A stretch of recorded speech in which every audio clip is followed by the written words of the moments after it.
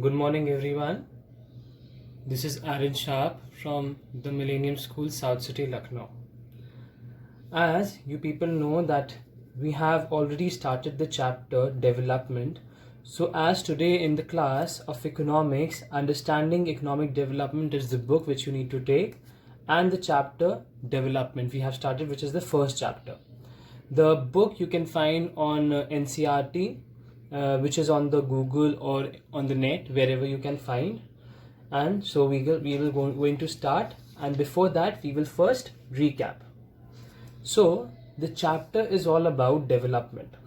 Now, what is development? Development, it's an economic development as a public sector. So this is the topic we have taken, development for the public sector.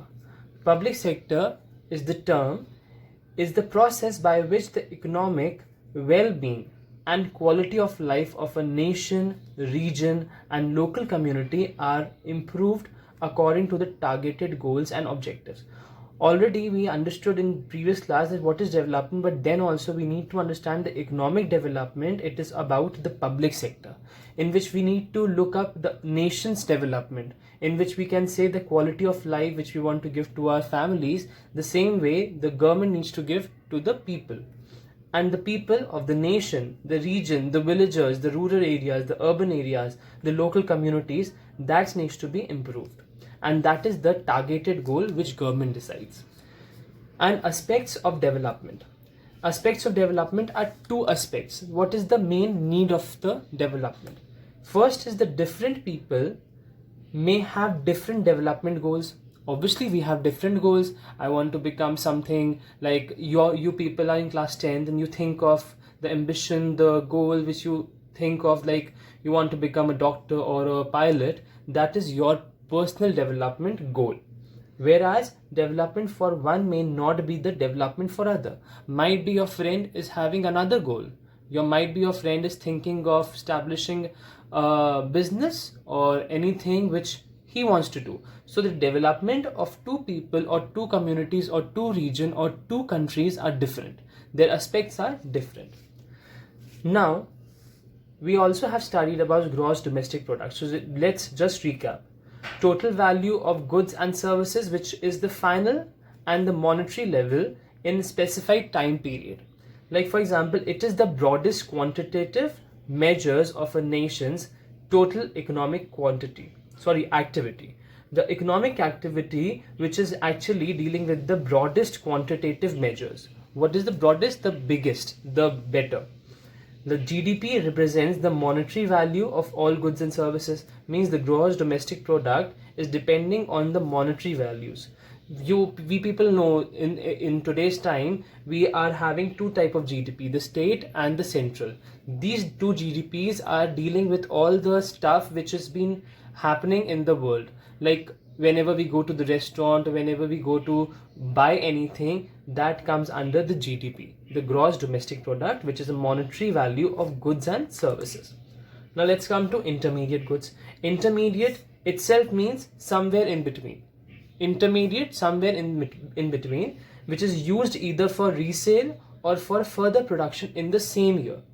The same product can be resold or for the further production or for something renewable production. It is also a product used to produce a final good or finished product. Means it is also a product used to produce a final product and a finished product. Also referred to as consumer good. Intermediate goods we also known as consumer goods. So the goods which are being resale, it is sold between the industries. It is mainly for the industry purpose. And these products, the final goods and services or final product, it is for consumer good. Now, the higher, the better. Obviously, we know development, but development is always divided into two parts, the growth and the development. So why we say only development, why not growth? But it depending, the higher the better. Whatever is higher, it is better.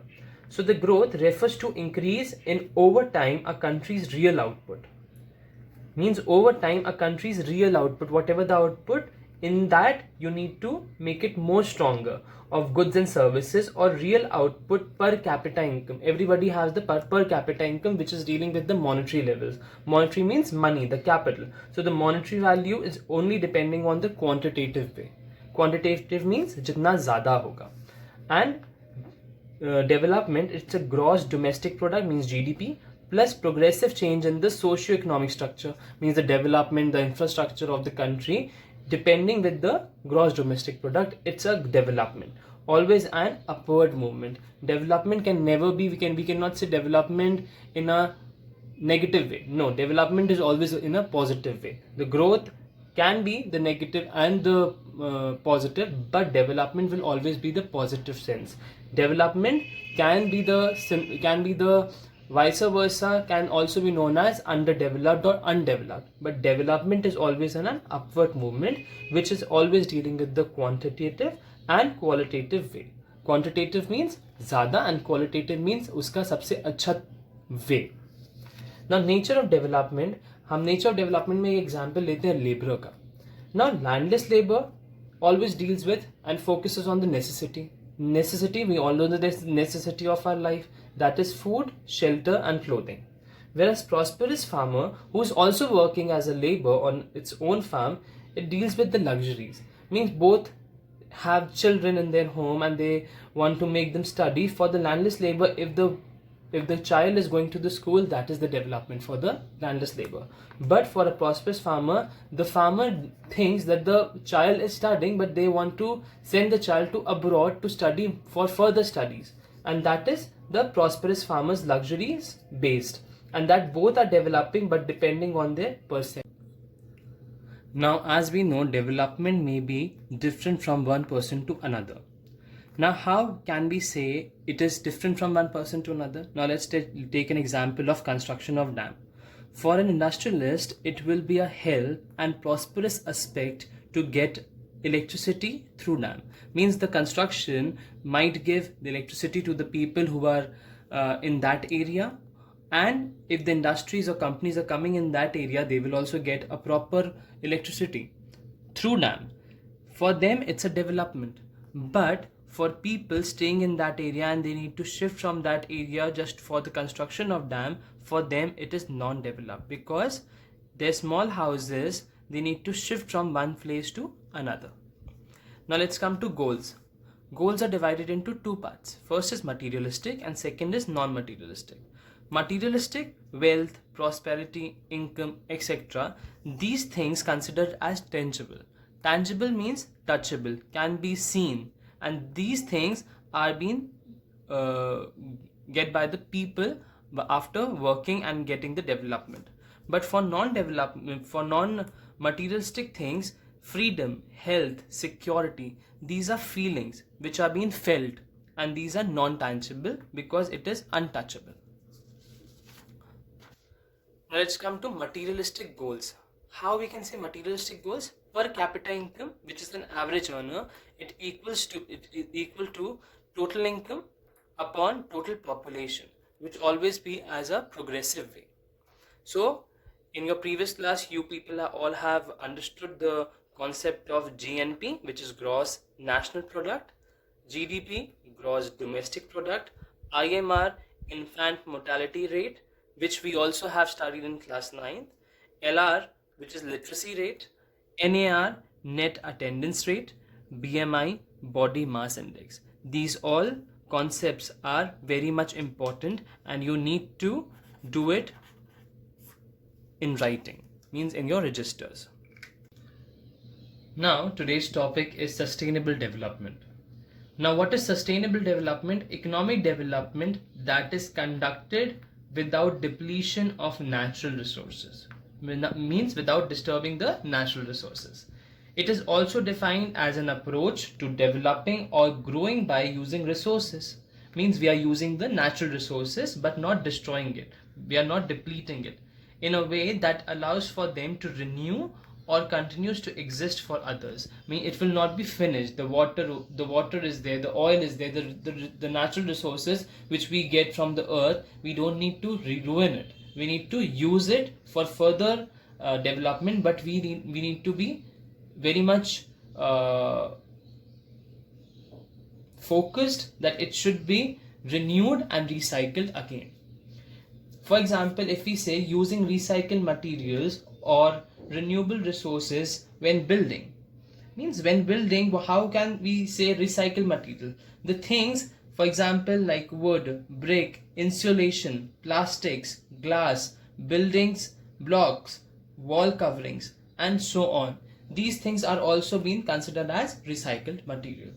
And in another way, if we say building a new community in a previously undeveloped area without destroying the ecosystem or harming the environment, it is the area where we need to develop a new community which is actually comparatively to other areas it is underdeveloped. It is undeveloped, but we are building a new community with the ecosystem present there. That is also a sustainable development meaning.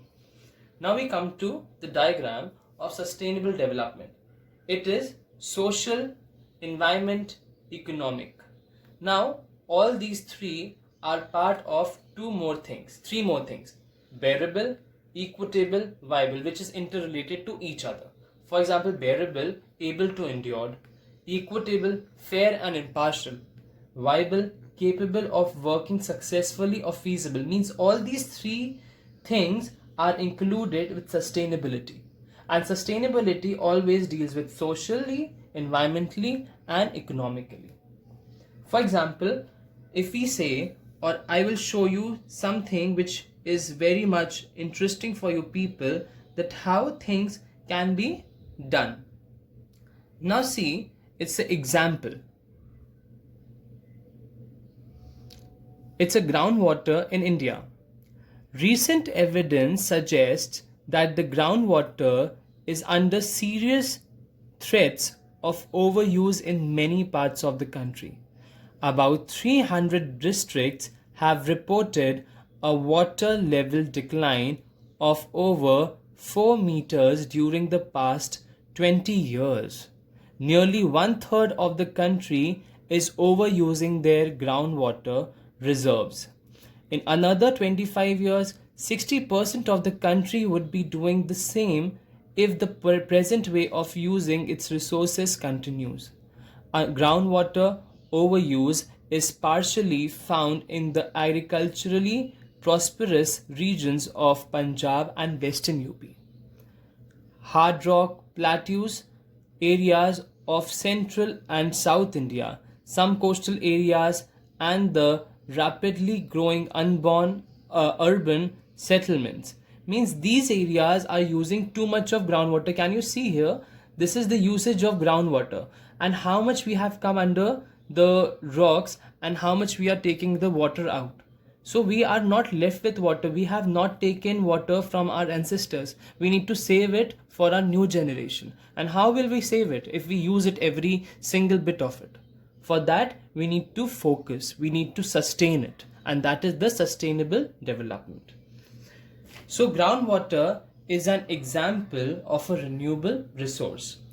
Example, replenished by nature like crops and plants. It should be renewed, it should be recycled, it should be come up with its own. Like plants and crops, we do not need to give water, we do not need to give sunlight. It comes naturally. In the same way, when plants and crops grow, the water level, the natural resources also needs to be renewed, in which we don't need to disturb. If we finish it, if we deforest the whole area, then how will we get the natural resource? For that, we need to clear a single area at a time, so that we can deforestation also we can do and afforestation also we can do, so that it will balance the nature. Now, before going to the homework, I also want you to understand that how natural and sustainable development takes place. Now, suppose for the present that a particular country is quite developed. We would certainly like this level of development to go up further, or at least be maintained for future generations, which I told you just now. In the same way, groundwater is an example which we were talking, which I shown you the picture also. It's an example of renewable resource. These resources are replenished by nature, as in the case of crops and plants. However, even these resources may be overused. For example, in the case of groundwater, if we use more than what is being replenished by rain, then we would be overusing the resources. Non-renewable resources are those which will get exhausted after years of use. We have fixed stock on earth which cannot be replenished. We do discover new resources that we did not know of earlier. New resources in this way add to the stock. However, over time, even this will get exhausted. Now, as a consequences of environmental degradation, do not respect national or state boundaries. This issue is no longer region or natural specific. Our future is linked together. Sustainability of development is comparatively a new area of knowledge in which scientists, economists, philosophers, or other social scientists are working together. In general, the question of development or progress in perennial. At all times, as a member of society and as individuals, we need to ask where we want to go, what we wish to become, and what our goals are. So this can be a debate for everyone in developmental areas, which can be for development of our own country. And this was the first chapter which we have completed today, and this was a recap, and the sustainability today's topic is all been done. Now I will give you the homework, which is an exercises from question number 1 to question number 8 from the pages provided of questions. I am going to send you the pages, and in which there are total questions 8 are there, and you need to all do you all need to do that questions in your registers with the notes which I have showed you today. Thank you. Signing off, Aaron Shah.